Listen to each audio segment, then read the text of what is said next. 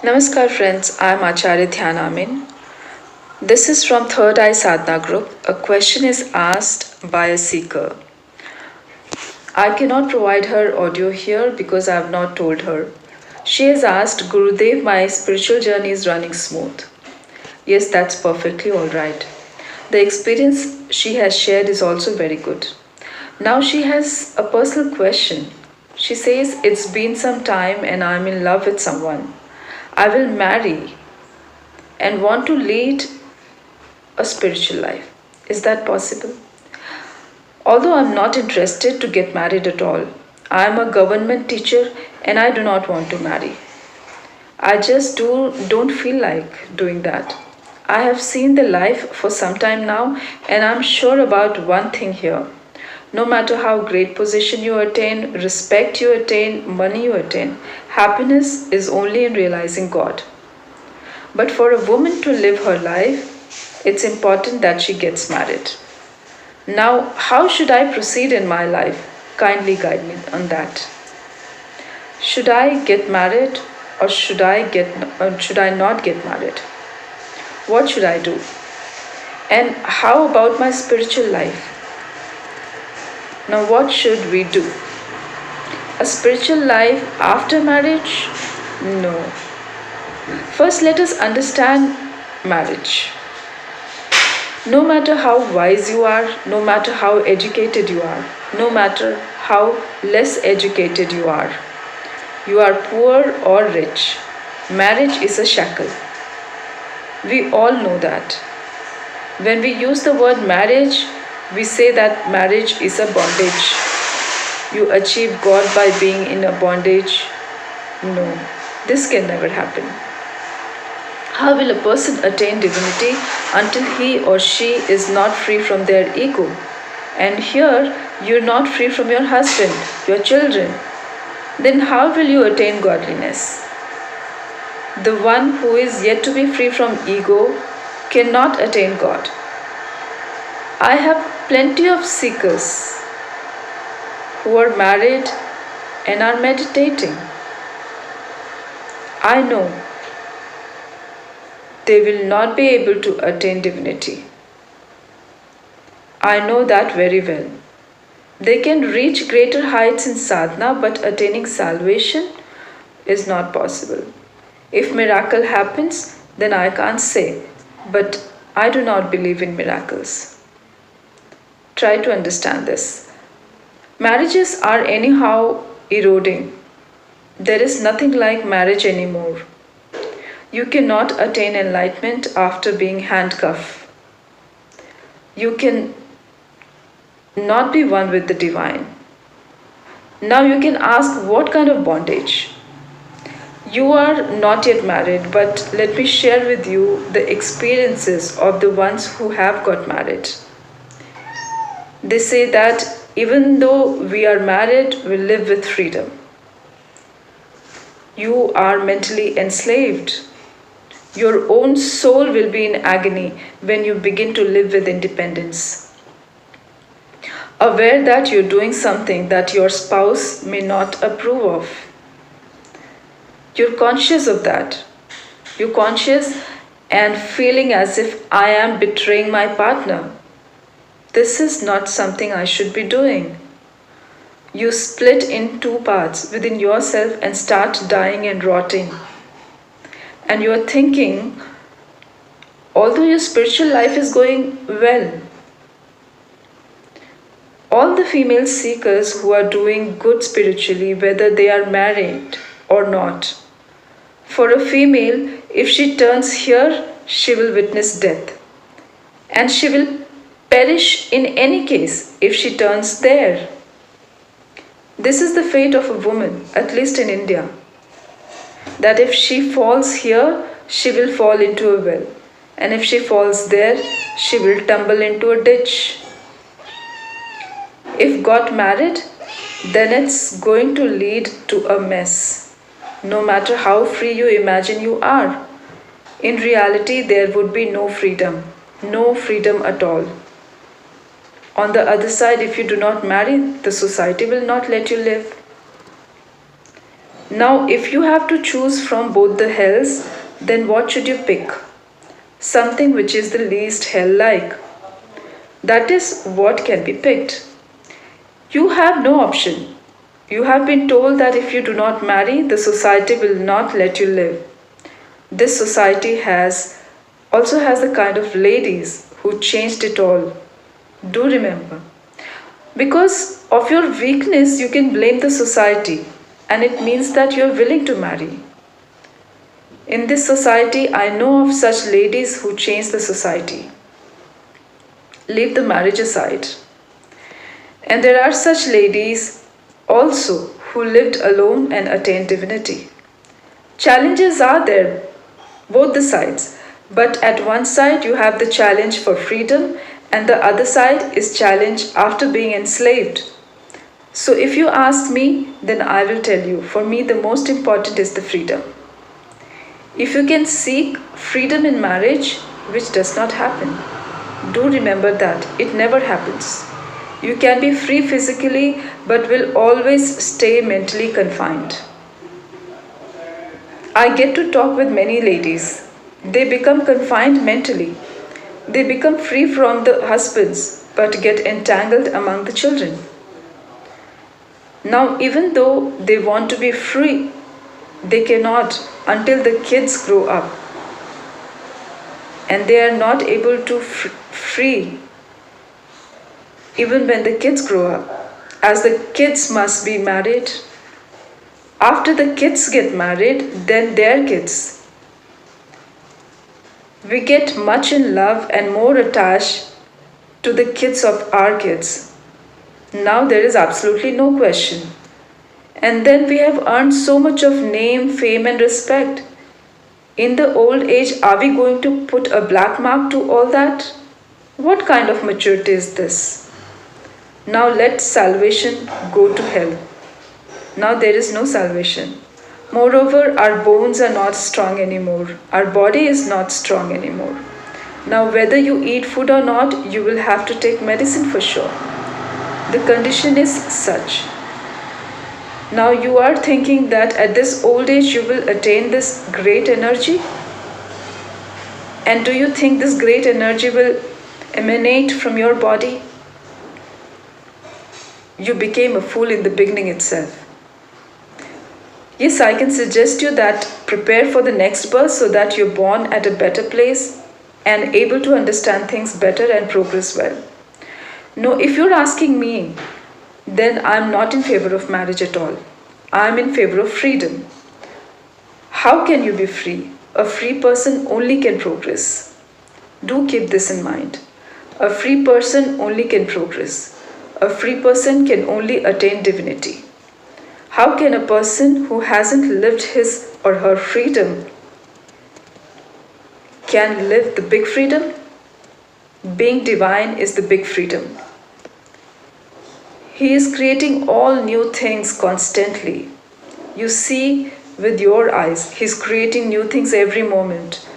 You try to do something now in your society, see how your legs would be broken.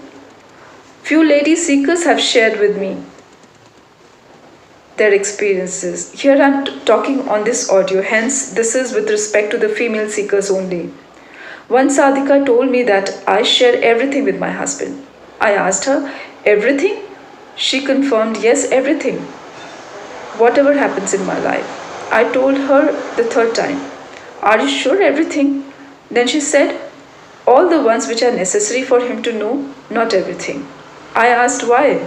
She said, if I tell him everything, then I will not be able to lead my life. And this is not just with women. It happens to men as well. Men also claim that we share everything. Yes, must be sharing. When he would be sure that his wife is not very wise and will not oppose much on things, then he would be sharing. The wife must be financially weak and mentally weak. Then there is no problem in sharing. What if she is powerful and wise as you are? What if she opposes? No. After marriage, the couples who have been happy or tried being happy are the ones who fear the society. They keep the marriage flag flying because they are afraid of society. And the ego gratification. The purpose to prove that we, husband and wife, are content among ourselves. We don't look at others. You never look at or think about others. If that's the case, how in the world did you even get the idea in your mind? The thief consistently claims that he never steals. You do it, hence you mentioned. I heard something pretty interesting. A large fair was set up in a very large temple. A large fair was held, and many people traveled long distances to attend that. And 2-3 pickpocketers were standing in a crowd. The thieves who take out the money from the people's pocket are the pickpocketers. Now they were not able to make out whose pocket has enough money and whose doesn't. There were poor people and rich people all mixed up in the crowd. Now they were confused on what they should do. Among them was a wise thief. He said, "There is only one way to make out who has more money." He picked up a mic and announced, There are few pickpocketers in the temple, hence please be mindful of your pockets." Listening to this, there were few people in the crowd who were first to touch their pockets to ensure safety. The thieves immediately understood that these are the ones to be targeted. Exactly the same way, when we say we are not that kind at all, that means that we have it in our mind, but we are not able to express it. So, should we marry or not? And if we want to live a spiritual life, then do not marry. You will have the challenges without marriage, but do not do. One more daughter has asked, I want to live a successful life in spirituality and also a successful married life. Okay, it's just as you have pure milk and pure water. And if you mix both, then they both lose their purity. You're asking, if I mix pure milk and pure water, will it become purer? No. Both the things have been fragmented now.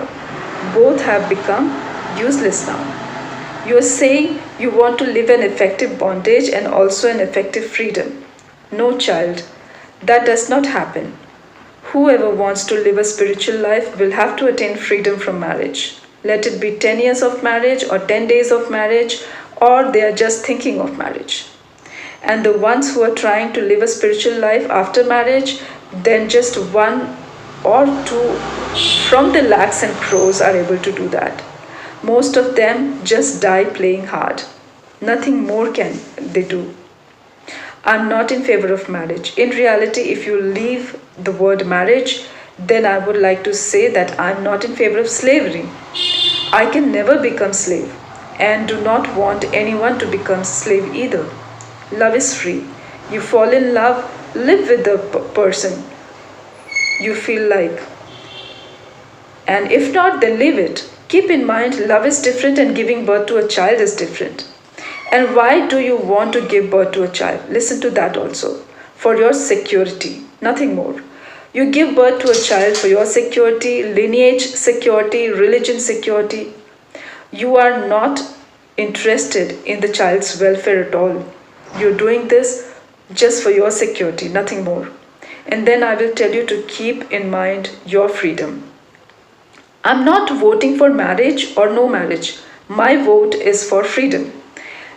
And with marriage, there is no freedom. You can be free from body, but not with the mind. And the one who is not free from mind will not belong to God. Do keep in mind.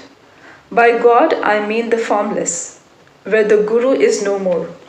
Jesus mentioned a beautiful statement. The one who cannot love me will never love my Father. I'm also saying the same thing. The one who is not able to leave things in Guru's love or sacrifice anything for the Guru, how can that person be one with the formless?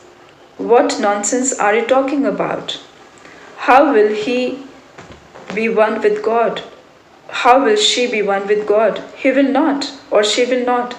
I'm telling you one last thing. It's not a story, it's a fact. I have one very dear seeker, very loving, and he is at a very good state of meditation. I call him Vashisht ji. I'm not sure Vashisht must be a caste, but I call him Vashisht ji. Amin Satya is his name. I was talking to him, he told me, Gurudev, I request you to kindly stay with me for some time. I know he is at the last stage of his spiritual journey. After this, he will attain salvation. He is well aware of that as well, that he is at the last stage, and after this, he will attain salvation. Amin Satya is on Gyan Marg and his wife is going by Bhakti Marg. Now, where is the problem? Let's see. Now, what I'm trying to tell you here is how a female gets stuck. So, then I agreed to tell Amin Satya. I told his wife also. I suggested his wife also to attain salvation. I told her to do one thing. I told her to come to my house first.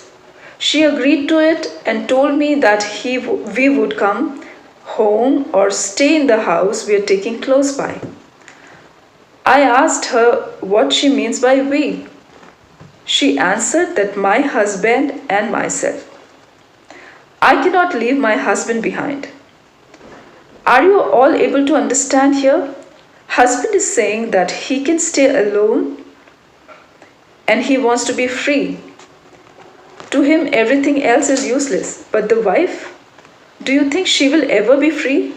Will she be able to fully immerse herself in the Guru? If you are unable to be one with the living, then how will you be one with the formless? And leave the Guru aside. If you immerse yourself completely into your husband becomes Guru. And then also, you will be able to make yourself free. But in spite of being one with your husband, if you're still searching for God, then you're still not one. Nothing is happening to you, and nothing will happen. Nothing will come to you other than tears and pains. I'm not in favor of marriage. I am in favor of freedom. Marriage means slavery. I am not in favor of slavery. Complete freedom. Even animals are completely free on earth. And if you are living like a slave and dying, then you are not living a life. It's a life worse than animals. A slave can understand my statement well. Okay? You might not have liked my statements, but I'm compelled. Will tell you what you are. Be happy, be blissful. Lots of love to you all.